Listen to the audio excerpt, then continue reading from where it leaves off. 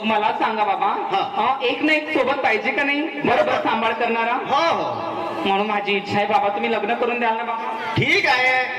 अगं मी तुझं लग्न करून द्यायला तयार आहे. तू म्हणतेस ना त्या मुलासोबतच त्याचं लग्न करून देतो आणि तुझं आनंदाने रे. अरे बाबा, हीच माझी परमेश्वराला विनंती आहे.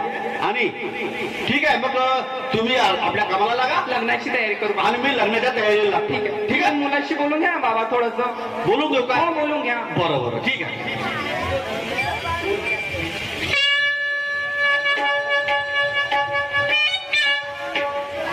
काय म्हणता बाबू?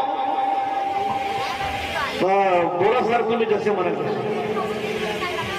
माझ्या मुलीसोबत बोलले तुम्ही, तुमचे डॉक्युमेंट वगैरे चेक केले. हो. तर त्यामध्ये तुम्ही पास झाले.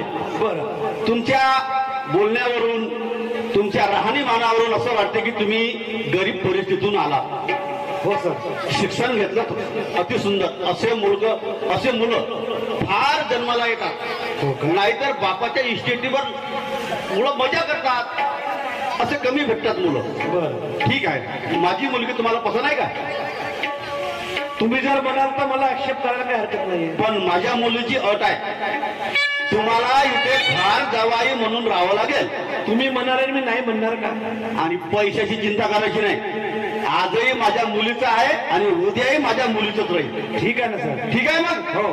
तर ठीक आहे, तुमचं लग्न करण्याच्या मी तयारीला लागतो. आणि तू आपलं ते काम वगैरे नाही का, हो. बरोबर मॅडम लक्ष देऊन काम करायचं. ठीक आहे, ठीक आहे. ठीक आहे. हा, हो, तुम्ही लग्नाची करून द्या आमचं लग्न. बिलकुल ठीक आहे. हा.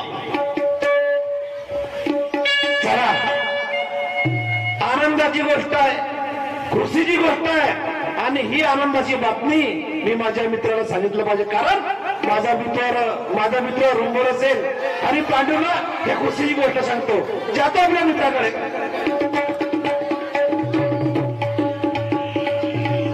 पहा, मुलीनं गरिबाची ओळख केली का त्या पोरीला मोठा नाही मिळू शकत? जेव्हा कंपनी मालक आहे तिचा बाप, तर तिने का नाही मिळू शकत? पण नाही दादा, त्या पोरीनं गरिबाची ओळख केली की मी जर कोण्या पैसेवाल्याच्या घरी पडली तर पैशासाठी माझी जीव घेऊन टाकन कोण्या दिवशी, आणि माझी कंपनी मारून टाकन, आणि माझ्या बापाचा जीव घेईन. नाही, मला मोठ्याशी लग्न करायचं नाही. मी लग्न करीन ती या गरीबा संग करीन. आणि हा जर माझ्या घरी राहिला तर सेवा करण बिचारा गरीब